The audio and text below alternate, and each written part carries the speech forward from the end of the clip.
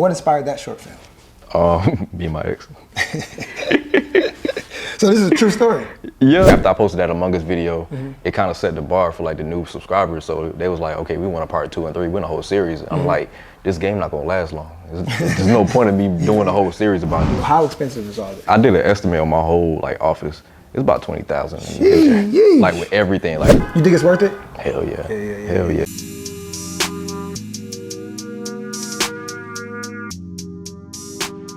Welcome to Who Do We Have Here, episode 9. Today I have a very, very special guest. YouTube, filmmaker, content creator, writer, producer, editor, best known for his self-titled YouTube channel.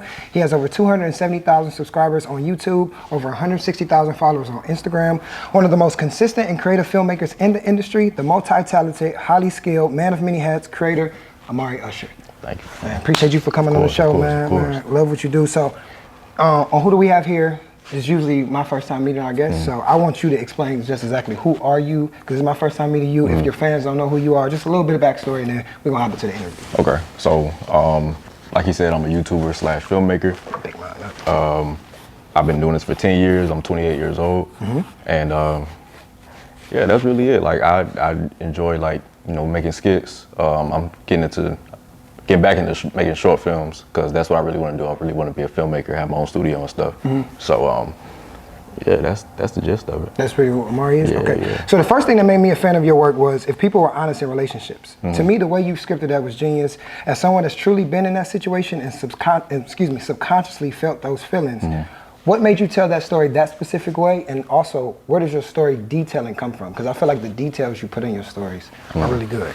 Yeah, so that video, I actually got it from like another video, but the way they did it, it was like a simpler version. So I'm just like, okay, let me like go more in depth into it. Right. So after I did that, I'm all about like just being honest in my videos and stuff. Like I feel like I naturally do that, but with that, I just decided to make a series, like a little series out of it, and just have like different scenarios and actually have a storyline. Man, I think it was genius. Just the whole, the whole plot, everything. Yeah. So when I'm viewing your page, your content is like songs from album, right? I'm sure these small pieces of art that you're creating, you're drawing from your experiences and also others around you. So from those conversations that you're having, how do you know what stories to tell and what stories not to tell?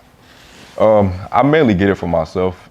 It's very rare that I would get it from somebody else's experience. If I do, it's someone off the internet. Like I'll go on like Twitter and I'll see somebody make a post about something. And I'm just like, okay, let me make a video out of this. But majority of the time I get it from my own experience. And I usually go like a couple years back, because like I don't like to bring up new situations that I've been in because it's still fresh. But yeah, I go like a couple years back and just tell the story, probably tweak it a little bit just to give it like more dramatic. Okay. So Minnie Myra, Anik Gordon, Stoney Frisco, just to name a few people I noticed that you work with on your page. Yeah. How do you know who to work with when it comes to each script? And most importantly, how have they helped your creating process? Well, as far as them, I would say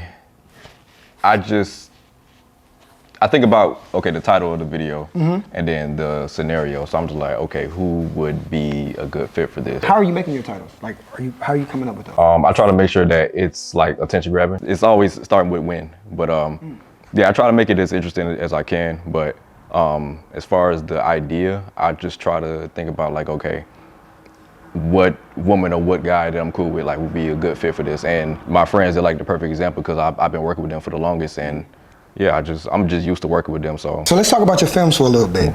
Game Night. I'm go over a little summary for it. So it was a very interesting short film. I love the writing, the shot selection, storytelling was perfect. I get why Myra had to tell the news right there. I feel like it could have waited. It could have been better timing. And how Anik handled the situation. If that was me and my girl, and she would have did that, she would have flipped over. It would have been bad. And I also like how you checked your man's Stoney. Telling him, he just need to get his stuff together. So when you're writing films like that, is everybody in the writing room with you? And how are you coming up with that type of film, like that story? Mainly it's just me. Oh, so you wrote the whole thing? Yeah. With that one, I probably had like 2 of my friends who was outside the film, like give me like a couple lines, but the whole thing, like it was all me. So this is for all your films? Yeah. Is everything? Okay. Yeah. I'm trying to get out that mindset, because like doing everything myself, I've been doing this for like I said, 10 years, and it gets overwhelming. So I've been trying to like, outsource to my friends, because some of them write as well, but You know, I'm more of a like, I want to pay you for your time, Right. but like, you know, I ain't really got it right now. Yeah. But they always tell me like, bro, like I'm here to help. Like I don't really care. Like, yeah. you know, we all trying to make it. So. Is it ever challenging, like to the other people that's about to start acting with you? Like, do they ever challenge the script? Like, oh, I wouldn't say it like that, or I would do it a different way. I mean, yeah. A lot of people say like, oh, like they wouldn't say this. I tell them like, listen, just go with what the script like is telling you. You ain't got to say exactly what I wrote, because I know not everybody's gonna say what I wrote. Right. So I just say like, hey, as long as it makes sense, go ahead. So how much improvisation is it on set? Very little. Oh, okay. Yeah, sometimes they go like verbatim with the script. Like they'll probably change like a couple words, but yeah, they don't really change up too much. Okay. Yeah. So another one is Stuck in the Storm with my ex. In the beginning, I ain't gonna lie, it was very triggering. Yeah. That's what you were all that. Yeah, I was going back and forth. Yeah. Sound like I got a kid. So it sound like me and my BM. Yeah. That was just really triggering. But I like how it ended though. It showed the importance of conversation in relationships, because in order to not end on bad terms, sometimes all you need is a healthy conversation. Exactly. So again, that's just showing your story detailing. And so what inspired that short film? Me and my ex. So this is a true story. Yeah, I mean, not the whole storm part. Like I said, I add like the dramatization to it, but like, yeah, basically everything that was said, that's what we were saying to each other. Wow. Yeah. Don't you hate that? It's annoying, but what I love about life, I can make content out of it. So I appreciate all the situations I go through. I ain't even tripping about it. To that point, how much are you looking at the world now? Because now you are doing this full time. Yeah. So how much are you looking at the world for inspiration? Like I said, to create your content. I would say mainly just social media, just being on social media as much as I can. Like not just being a consumer, but also like getting ideas, because that's where I get my other ideas from, as far as like other videos, if I'm not going through it personally. Are you ever drawing from like your friends around you, like their relationships? I try not to. Okay. If I want to, I'll ask them first. That's good. Out of respect, but like majority of the time, I don't. See, I'm thinking when I was watching it, I thought it was his name's Stoney, right? Yeah. I thought it was Stoney's situation. Nah. I was like, dang. Yeah, nah. That was kind of crazy. But I want you to speak to me a little bit about pressure. Obviously, your audience is growing. More people are tuning into your art as a much-watched event. Is there any pressures when it comes to deadlines, scheduling, what stories are being told this week or month, and how has that affected your approach to content creation now? I would say mainly the pressure is just consistency, because knowing that I actually have an audience now that's waiting for a new video. Like I could drop a video right now, they'd be like, okay, what's the next video? So it's just being consistent with it and knowing like, okay, you gotta have some type of schedule. You gotta always be working on something. Like, you know, you can take your breaks, but you gotta have something in the tuck. And is that ever a mind, I don't want to cuss, a mind F, you know what I mean? Yeah, like just that you have to, now, before it was just you doing it because you like to do it. Now other people are, I mean, you're still doing it because you like to do it. Now other people are expecting Amari. You can't take like I mean, you can, but you really can't take a week off. Yeah, exactly. Especially right now because you have the audience. Yeah. So is that ever challenging? It gets hard, especially when I'm going through my own personal issues. It's like, damn, like, you know, I didn't think about that. I'm really going through something right now, but like, I ain't posting like 2 weeks. So I gotta like, not push it to the side, but I kind of gotta speed up the process. Like, okay, you can sit in your emotions, but like, don't dwell on it. Like, just, you know, feel it, move on, so you can get back to your work. And you can, like I said, I use that as content later on. So I try not to like let life get in the way, but it is, you gotta have a strong mind for that. Like, and do you have a team, or is just, I mean, I know you have the actors, but do you have like a team that's helping you tell these stories as well? Yes and no. Okay. Yes and no. Can you break it down a little bit? It's not a solidified team.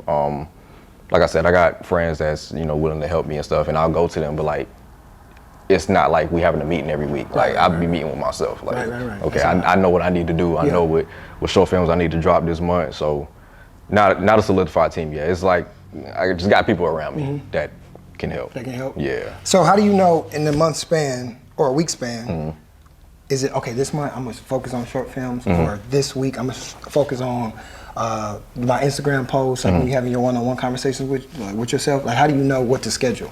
So as far as the videos, it gets posted everywhere. So whatever you see on Instagram is on YouTube as well, on TikTok as well. So as far as the short films, like I said, I'm just starting to get back into it. My goal is to post 2 short films a month. Okay. And sometimes I don't meet that deadline because life be happening. For sure. But at least posting 1 short film a month. Okay. That's all right. But that's been the goal, and still doing skits on the side. Yeah. So I saw on the post that you spoke about a period where you weren't making this content. You weren't making content as much, whether you were just taking a break or had a creative block. I want you to walk me through that hiatus and how did you come out of that? I'll say in 2022, that's when I was really going through it when it came down to my content and life. I probably posted less than 15 times that whole year. Wow. That's how bad it was.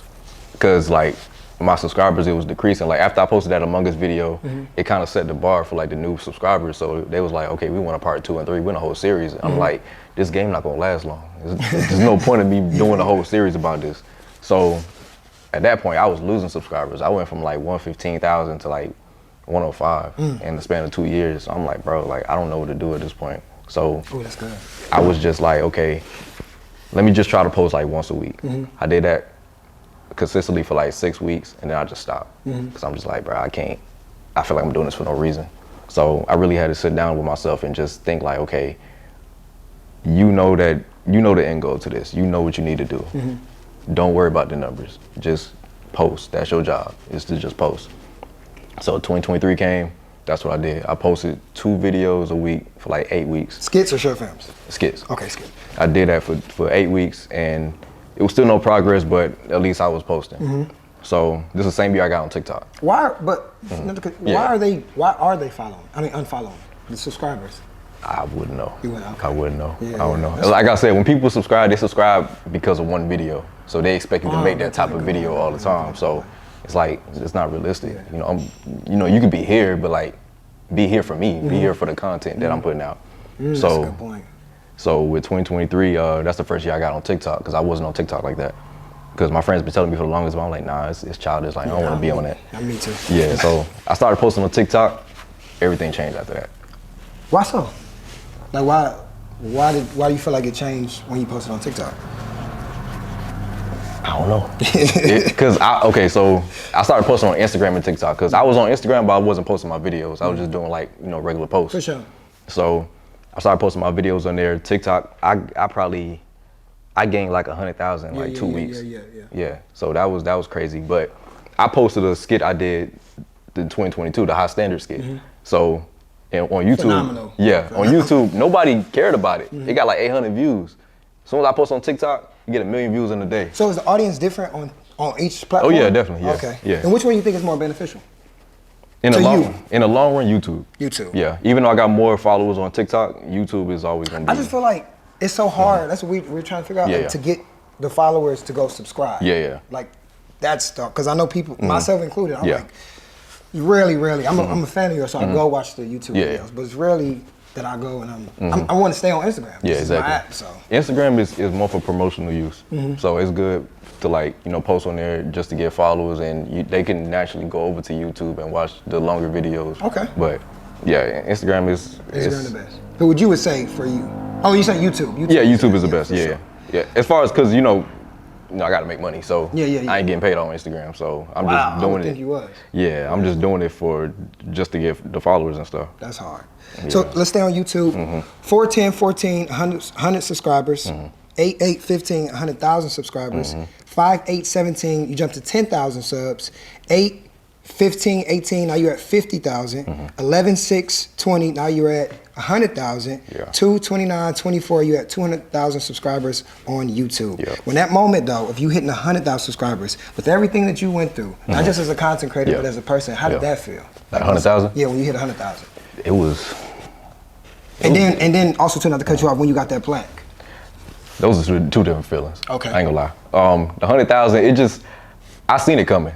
So I'm just like, the excitement was there, but it wasn't like, oh man, I finally did it. It was just like I deserve this. Because I've been doing this for so long. I'm like, shoot, like, it's finally.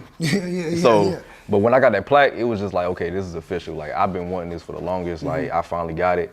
Like, it's mine. So it's like, okay, I celebrated for a little bit, and then I was like, okay, it's time to get back to work. I need that gold plaque now. What's the gold plaque? It's $1 million. Oh. Yeah. Yeah, it's just showing you that you're doing the right thing, yeah, bro. Exactly. That's all it is, man. Yeah. That's hard. So how often are you in communication with yourself? And I ask that because when I see your skits, like when you have too much going on, or Pride is the Devil, or your most recent skit, excuse me, you think you need a second option. Yeah. So how often are you having those conversations with yourself off camera? Because and also too, those are the same conversations Ridge is having with him. So I can relate a lot. Yeah. So that's why I want to know. Like the way you talk to yourself in the car, I'm talking to myself like that. Yeah, exactly. Yeah. Like answering, responding, all that. So when I seen that from you, that's some of my early stuff I seen from you as well. When I be seeing all that, I'm like, man, that's just to even put that out there like that, and the way you do it, that's amazing. So how often are you having those conversations? Almost every day. Yeah. Yeah, because it's always something going on, and I gotta have these pep talks with myself, whether I'm losing motivation or whatever. But I gotta talk to myself all the time. What makes you lose motivation? Doubt. Like even at the point that I'm at now, I doubt myself. I don't know why. Just something you gotta overcome. But I just remind myself like of what I've already been doing, and sometimes I was just having a conversation with my cousin about it. Like I'll look at my place, I'll be like, yo, you got this place off of content. So that is enough motivation within itself. Like you have your own place. Yeah. So off of content. yeah, exactly. Hard. So it's like, bro, what are you doubting yourself for? You doing this, like you doing it. That's hard, bro. Like just to come up off your own spot, off with just YouTube. Yeah. It's just showing you that you're supposed to be doing this. You know what I mean? Yeah, exactly. When you were in the 8th grade, you were rapping. I want to know your rap name and how serious did you see yourself as an artist at that time? My rap name was AT. ATYN. It was just AT, but the YNFR, that was just an addition. Okay. Just for my Instagram or whatever, other platforms. I took it serious as me making videos. Like I wanted to be a rapper. Like it was just something I was trying and I enjoyed doing it. So I was just like, shoot, let me just go ahead and try this out. How long you were rapping for? I officially stopped. I started 2010. I stopped 2021. Okay. Yeah, officially. So you were rapping and making and still trying to be a film. Yeah, but when I started the videos, I put rapping on the side. I'm like, okay, I found a new love now, so I ain't really worried about this whole music career and stuff. And it's working. Yeah, exactly. Yeah, it's working. So I wasn't fazed by it. You think you can rap for us right now? Nah, I cannot. I definitely can't. I ain't even gonna try, bro. What type of equipment do you use? Like as far as cameras, microphones, lights. Like how does the set look? Like when it comes to you creating. So I just got. Well, I got it in August. I got a Sony FX3. So that's my main camera right now. My mic, I use a Rode Wireless Go as far as like the lavalier mic. I have a lavalier attached to it. So that's what I mainly use for like the skits and stuff. But if I'm doing a short film, I have a Rode NTG. It's a shotgun mic. So I'll use that for the short films. As far as lighting, I got an Aperture Amaran 300C. I got 2 other Aperture lights, and I got 2 like cubes, like 2 cubes or whatever. And I just got some light bulbs that you can change as well. Okay. How, somebody's just trying to become a film director like yourself, how expensive is all this stuff? Just an estimate, like how, because people see it, but they don't actually know the money that goes behind that. So how expensive is all this? I think I did an estimate on my whole like office. It's about 20,000. Like with everything, like computers, software, everything, like just equipment I've been racking up for years. It's about 20,000. Yeah. You think it's worth it? Hell yeah. Hell yeah. So it's expensive, but like when you love it, when you think this is your passion, like hey, make that investment. It's never a waste of money. Like it's always an investment. Did you ever feel like it though? Like at times, like man, I just wasted money on this. Oh, you always knew? Never. Like every piece of equipment that I buy, I use it as much as I can because I don't want it to feel like a waste. So. Yeah, I only feel like that when it comes to other stuff. Like, it's okay, this is a waste of money. Like I wouldn't say shoes, but like a shirt or whatever. I feel that way about a shirt. But equipment, like, nah, this is gonna be used for like a good 10 years. That's hard, bro.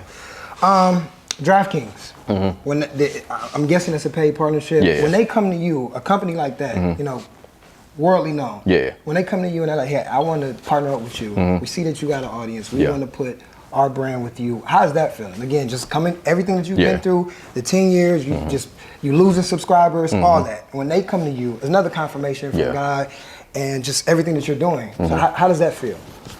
It felt great, honestly. Like, that was my first ever, like, what's it called? I wouldn't call it a brand deal. It's something else like I would just say paid. sponsorship. Yeah, That's why, yeah. It was my first one. When they reach out to you, what is that process like? For somebody who don't know about how paid partnerships work, sponsorships work, excuse me, how does that process? Are you meeting with them? Are they calling you? Are they emailing you? What does that look like? So it's different for everybody. So I would say for me, I did it through like another website. It wasn't like straight to DraftKings. I wasn't talking to DraftKings directly. It was like a middleman. Okay. So this is a website called Paid that I signed up for, and you can basically like apply if you want to like a sponsorship or whatever. So they didn't directly come to me. I applied for it, but like, you know, they still have to accept you. They have to see your content and like want to work with you. So that's kind of what happened. So I was talking to people that was working for Paid, and you know, they explained to me the whole process and stuff, how much I'm getting paid, and yeah, that was it. Did you see it coming? Like the DraftKings coming, or it just came out of the blue? I think I applied for it Okay. because I seen it because it was like DraftKings Casino. So I'm like, okay, yeah, I can make some content out of this. Yeah. So I applied for it. I told them like the concepts that I would do, and they approved it. Perfect. That's hard. Yeah. That's hard. I don't even like sports, so I'm just like, I'm like, this is pretty cool. Oh, so you're not Dwayne Wade fan? Nah, I don't care for sports, bro. I've never been a sports fan. I like watching movies and like games and stuff. Okay. Yeah. But it was an amazing feeling. I'm like, damn, like, just imagine if I stopped, like I wouldn't have gotten that. Man, that's powerful, Yeah. bro. That's powerful. And in that journey to that point, did you ever want to stop? At what point exactly? Like just any point in your journey of just Oh yeah, content creation? yeah, hell yeah, Did you yeah, ever? yeah, definitely, yeah. Especially at that year 2022. Yeah, I wanted to stop, but I always ask myself like, what you gonna do? Like, you don't want to do nothing else. Yeah. Like, That's what I be telling myself. this is what you love to do. So it ain't working for right now, but push through it. It's going to eventually get there. Our quick hitters are ending questions. We're to wrap the interview up. So just whatever comes to your mind, just say it. So Right. first, tongue kiss. Grade, age, year. Age, I was 13. Year, I was in the 8th grade. Okay. Yeah, I don't know what year. So you were rapping when you got your first tongue Yeah, kiss? yeah, Okay. yeah. That's funny. First album that you purchased. Like a full album. Full album that you purchased with your own money. That's hard. It had to be like a Drake or a Chris Brown album. Okay. I'm a Yeah. big Chris Brown fan. So what's your favorite Chris Brown album? Fame. I got that real quick. You got it there. That's crazy. I That's was crazy. a huge Chris Brown fan. That's crazy. Huge Chris Brown fan. Yeah, it had to be one of them. That's dope. Love that album. Top 5 albums. Oh damn, of all time. Damn. Well, Don't gotta my be- favorite. Yeah, don't gotta be okay. in order. Okay, What's your okay. favorite? Fame, of course. Fame, love Take it. Care. Love it. Go Tory Lanez. Daystar. Oh, okay. Yeah, that was a good one. Nobody ain't said Tory before. Yeah. That's hard. Friday, his album. Oh, okay, his okay. his latest album. Friday hard. Yeah. That's 4. What's You the got last one? What's the last one? I'm gonna say Breezy. Okay, Yeah. okay. That was a hard one Yeah. too. Favorite Eminem song, favorite Lil Bow Wow song? It's a random. Favorite Eminem song? Not Afraid. I'm not afraid. Okay. Bow Wow. Lil Bow Wow. Lil Bow Wow. Oh, Lil Bow Wow. Yeah, the big one. That's kind of hard because like, at what point was he I guess to 20. Bow Wow? To 20? Yeah. Fresh as I Miss. Fresh in my mind. Okay. Yeah. What's your guilty pleasure? That's any topic? Yeah. Anything? Okay. I would say I need some chocolate chip cookies. They got to be soft or? Hell yeah, I need the soft. McDonald's got soft some joints. good ones. They do, and Subway. Oh man. Yeah. Have you ever tried their macadamia at Subway? I did. They good too. But I'm putting chocolate chip over everything. Chocolate chip. Okay. Yeah, I need some chocolate chip cookies. I need some salmon pasta. What else? I need some strawberry lemonade. I love strawberry lemonade. I need a good series to watch. I would say Insecure. Insecure. Yeah. One of my favorite. Yeah. And a woman next to me. That's it. Yeah, a good woman next to me. What's one of your earliest memories? Like super, like one of your earliest memories that you can remember. Falling off a bike and tripping my grandpa. Hey, how old were you? So I don't know how I can't even tell you, bro. I don't know. I was under 10, had to be. Okay. But yeah, my grandpa, he was teaching me how to ride a bike, and he was like riding beside me. So I was like swerving, so I fell, and he tripped over me. And he fell too. So it was a funny moment for the both of us. That's hard. Okay. Yeah. So what does Amari Usher want to be known for, and what can we expect in 2025 from you?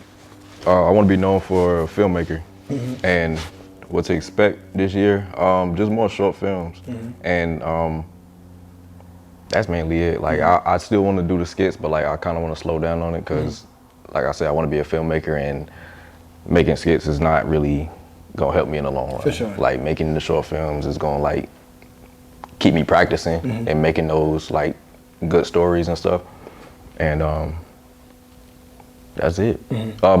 I'm dropping a feature film this year too, like an actual film, like an hour-long film. So. Yeah. Are you writing it now? Like it's like halfway done. So you're writing it? Yeah. Okay. That's fine. I do. I know it was almost done, but I didn't ask you this. Yeah. Who are your favorite film directors? Like somebody that you truly look up to in that space. Tyler Perry, Issa Rae. You gonna go see her movie? Yeah, I want to see it. Yeah. Are you also too? Are you judging movies as a film director? Like when you're watching them? I do. I don't.